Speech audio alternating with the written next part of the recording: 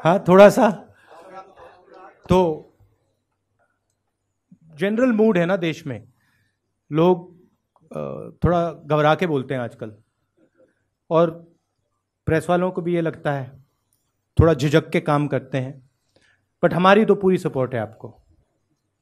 आज हम डिमोनेटाइजेशन, जिसको नोटबंदी कहते हैं, नोटबंदी पे हम थोड़ा कहना चाहते हैं। देखिए, प्रधानमंत्री जी ने देश के युवाओं को, देश के छोटे दुकानदारों को, middle size businesses, small businesses जो इस देश को रोजगार देते हैं, उनको वायदा किया था कि नोटबंदी करके काला धन गायब हो जाएगा, नकली नोट खत्म हो जाएंगे और आतंकवाद पर जबरदस्त चोट लगेगी। और अभी नोटबंदी का रिजल्ट आया है। रिजल्ट क्या आया कि पूरा का पूरा पैसा वापस आ गया। 2% जीडीपी, करोड़ों लोगों का रोजगार, और नोटबंदी का कोई भी रिजल्ट नहीं। तो सबसे पहले प्रधानमंत्री जी को देश को जवाब देना है, देश के युवाओं को जवाब देना है कि बेरोजगारी है, हमारे युवा रोजगार चाहते हैं, और आपने देश पर इतनी बड़ी चोट क्यों लगाई? रीजनिंग क्या थी, लॉजिक क्या थी, कारण क्या था? कारण मैं आपको बताना चाहता हूं, और हिंदुस्तान के युवाओं को और छोटे दुकानदारों को, मिडिल और स्मॉल साइज बिजनेसेस को मैं बताना चाहता हूं। आप अच्छी तरह सुनिए। आपके प्रधानमंत्री जी ने, हमारे प्रधानमंत्री जी ने नोटबंदी क्यों की? उनके सबसे बड़े 15-20 उद्योगपतियों के पास, क्रोनी कैपिटलिस्ट के पास, जिन्होंने बैंक का पैसा लिया था, उन पर उनके पास नॉन परफॉर्मिंग एसेट्स हैं। नरेंद्र मोदी जी ने देश की जनता का पैसा लेकर, आपके जेब में से पैसा निकालकर सीधा हिंदुस्तान के सबसे बड़े क्रोनी कैपिटलिस्ट के जेब में डाला। यह नोटबंदी का लक्ष्य था। नोटबंदी के समय नरेंद्र मोदी जी के मित्रों ने काले धन को सफेद में बदलने का काम किया। उदाहरण है गुजरात के कोऑपरेटिव बैंक का, उदाहरण है 700 करोड़ रुपए अमित शाह जी जिस बैंक में डायरेक्टर हैं, 700 करोड़ रुपए उस बैंक में बदला गया। तो ये टोटल, इसको जुमला भी नहीं कहा जा सकता है, इसको स्कैम कहा जा सकता है। और नरेंद्र मोदी जी ने बिल्कुल सही बात कही थी कि जो 70 साल में हिंदुस्तान में नहीं हुआ, जो कोई नहीं कर पाया, हिंदुस्तान के प्रधानमंत्री ने वो निर्णय लिया और देश की इकोनॉमी की धज्जियां उड़ा दी। तो नरेंद्र मोदी जी को जवाब देना है कि इन्होंने ये क्यों किया। देश के युवाओं को कहना है, देश के छोटे दुकानदारों को कहना है, मिडिल स्मॉल साइज बिजनेसेस को कहना है कि उन्होंने इन लोगों से पैसा छीनकर 15 सबसे अमीर लोगों को क्यों दिया। यह मेन इशू है नोटबंदी का। कोई सवाल है आपके नोटबंदी पे? We'll have to take one by one.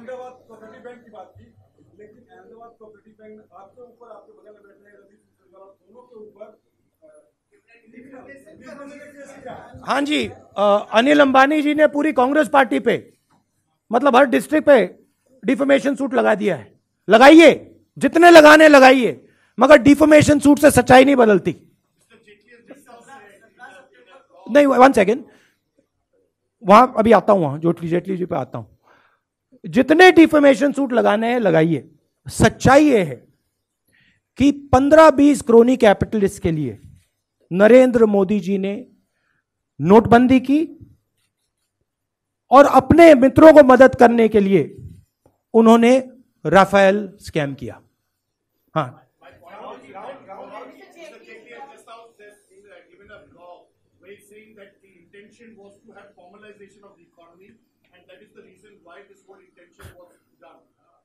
you will find out soon enough what the intention was. It will come to your notice.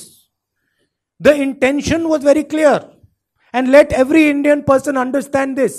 The intention was to help the richest people, the most corrupt people in this land, change their money from black to white.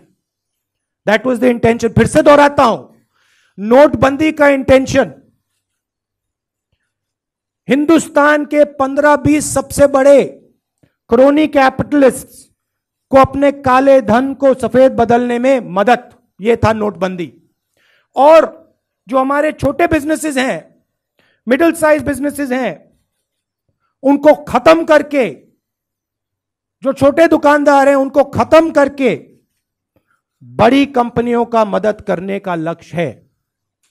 छोटे दुकानदार, middle size businesses और small size businesses आप लोग जो चलाते हो, आप अच्छी तरह सुनो, नोटबंदी कोई गलती नहीं थी। नोटबंदी आपके ऊपर आक्रमण था। नोटबंदी आपके पैर पर कुल्हाड़ी मारी गई थी। गलतफहमी में मत आइए, यह गलती नहीं थी। यह जानबूझ के आपको नष्ट करने के लिए, आपको खत्म करने के लिए और सबसे बड़े अमेज़न जैसे बिजनेस के लिए रास्ता खोलने का तरीका है।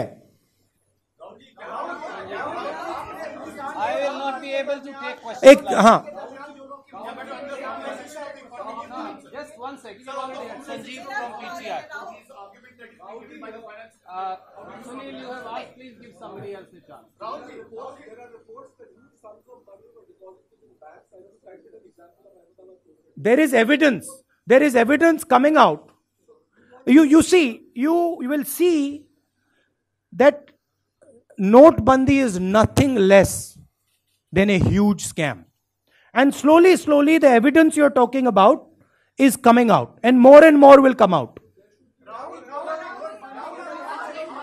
भाई एक-एक करके प्लीज। उमा शंकर सिंह, 1 second. उमा शंकर, माफी जब मांगी जाती है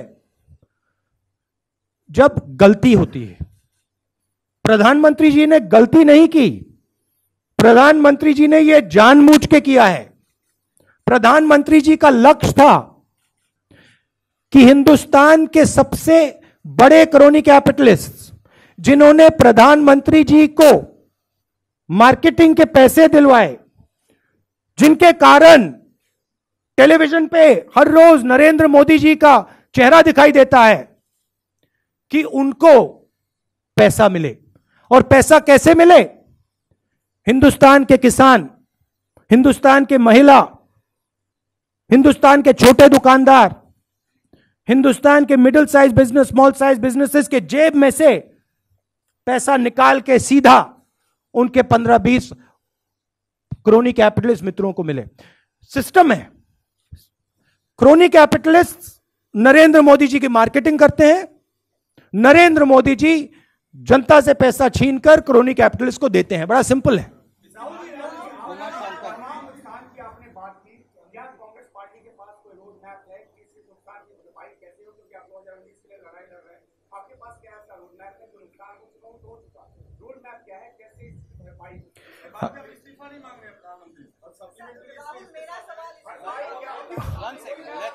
एक एक करके कांग्रेस पार्टी ने देश को चलाकर दिखाया है। हमारे मनमोहन सिंह जी जब प्रधानमंत्री थे, आप हमारा रिकॉर्ड देख लीजिए। अरुण जेटली जी और नरेंद्र मोदी जी ने हिंदुस्तान की इकोनॉमी को नष्ट कर दिया है। हमारे समय 2.5 लाख करोड़ रुपया नॉन परफॉर्मिंग एसेट था, कंट्रोलेबल था। आज 12 लाख करोड़ रुपया नॉन परफॉर्मिंग एसेट है। क्यों? क्योंकि नरेंद्र मोदी जी ने अपने मित्रों की रक्षा की है। 1 पॉइंट प्रोग्राम है, पहले 20 पॉइंट प्रोग्राम हुआ करता था, अब 1 पॉइंट प्रोग्राम है। हिंदुस्तान के क्रोनी कैपिटलिस्ट को कैसे मदद की जाए।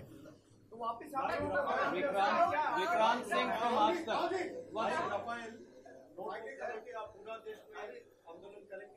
नहीं, राफेल के बारे में देखिए, कल अरुण जेटली जी ने सवाल पूछे और उस बात को मैं एक्सेप्ट करता हूं कि नरेंद्र मोदी, ये कि अरुण जेटली जी भी सवाल पूछ सकते हैं। तो मैंने अरुण जेटली जी के थ्रू नरेंद्र मोदी जी को एक ऑप्शन दिया।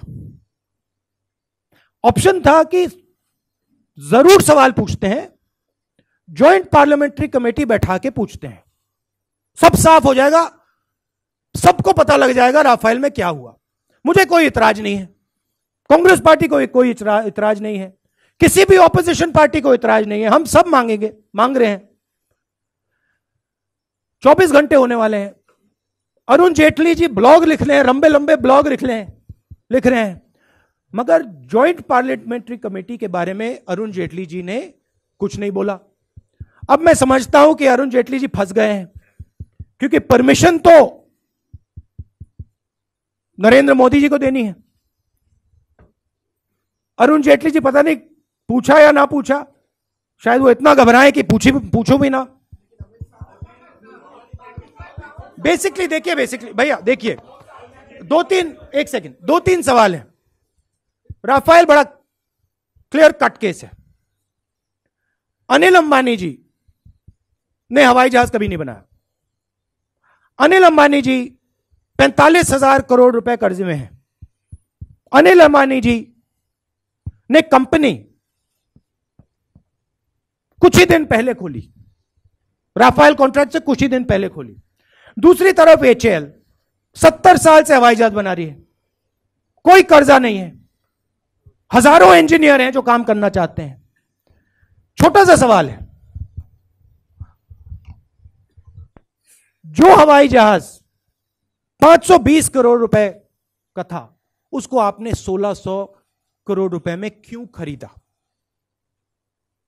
किसको फायदा पहुंचाने के लिए खरीदा? अब अरुण जेटली जी उल्टा मुझसे सवाल पूछ सकते हैं, मगर इन 3 सवालों के जवाब तो दीजिए, क्लियर कट है। और जेपीसी लाइए, पूरा देश जानना चाहता है कि अनिल अंबानी जी ने और मोदी जी ने क्या डील की है।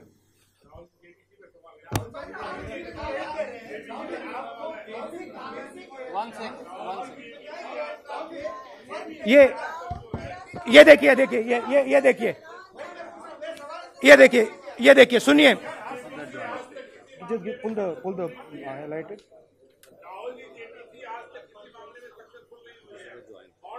अब ये सुनिए, आपके सवाल के लिए मैं स्पेशल कागज लाया हूं। ये देखिए, ये है India France joint statement during the visit of prime minister to France. Okay, अब अच्छी तरह सुनिए, एक सेकंड प्लीज मैम, अब अच्छी तरह सुनिए। ये प्रधानमंत्री जी जो आज कह रहे हैं कि मुझे बात समझ नहीं आ रही है, सुनिए।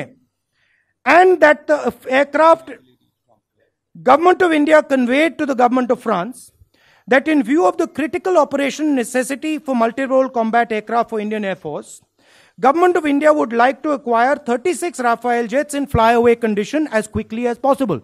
By the way, वो अभी तक नहीं आए. The two leaders agreed to conclude an intergovernmental agreement for supply of the aircraft on terms that would be better than conveyed by Dassault Aviation as part of a separate process underway. The delivery would be in time frame that would be compatible with the operational requirements of the IAF. अब अच्छी तरह सुनिए. And that the aircraft and associated systems and weapons would be delivered on the same configuration as had been tested and approved by the Indian Air Force. And that's it. Point is, प्रधानमंत्री जी के joint statement में लिखा है कि configuration वही होगा। और आज प्रधानमंत्री कुछ और बोल रहे हैं। तो क्या ये व्यक्ति जिसने ये स्टेटमेंट दिया था होलैंड जी के पास खड़े होके, क्या वो नरेंद्र मोदी नहीं था? क्या वो कोई और था? इसमें तो क्लियर लिखा है कि it is going to be the same configuration. So the man is lying.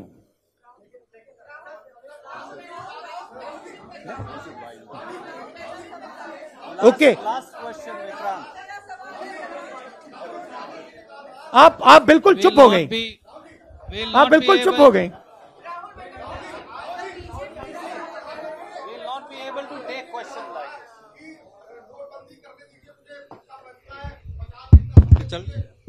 Hello hello,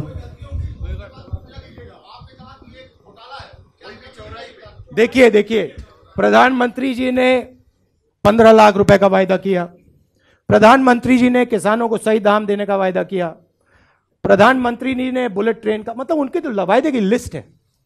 तो जो प्रधानमंत्री कहते हैं उसको हम सीरियसली नहीं लेते हैं, मगर जब प्रधानमंत्री झूठ बोलते हैं हम उनके झूठ को पकड़ते हैं। प्रधानमंत्री जी ने राफेल में अनिल अंबानी की मदद करने की कोशिश की। बीजेपी के प्रेसिडेंट के कोऑपरेटिव बैंक में 700 करोड़ रुपए नोटबंदी का बदला गया।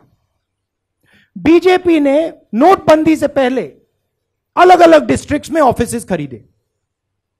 तो ये हमारा काम पब्लिक को सच्चाई बताने का है। प्रधानमंत्री जी ने स्वयं कहा कि एयरक्राफ्ट अलग है, और मैंने आपको दिखाया प्रधानमंत्री का स्टेटमेंट, देख लीजिए, उसमें क्लियरली बोल रहे हैं कि aircraft is the same. Defence minister एक दिन बोलती है कि हम एयरक्राफ्ट का दाम बताएंगे, दूसरे दिन बोलती है कि हम एयरक्राफ्ट का दाम नहीं बताएंगे, और फिर पता लगता है कि एयरक्राफ्ट का दाम 3 गुना बढ़ गया। तो हमारा सिंपल सवाल है, और युवाओं का सवाल है, किसानों का सवाल है, आपने, नरेंद्र मोदी जी ने युवाओं को, किसानों को, महिलाओं को चोट मारी, क्यों मारी? कालाधन नहीं कम हुआ? आतंकवाद कम नहीं हुआ? असली नोट गायब नहीं हुए? कोई ना कोई रीजन तो होगा, और मैं आपको रीजन बता रहा हूं। रीजन था कि क्रोनी कैपिटलिस्ट के जेब में पैसा डालना।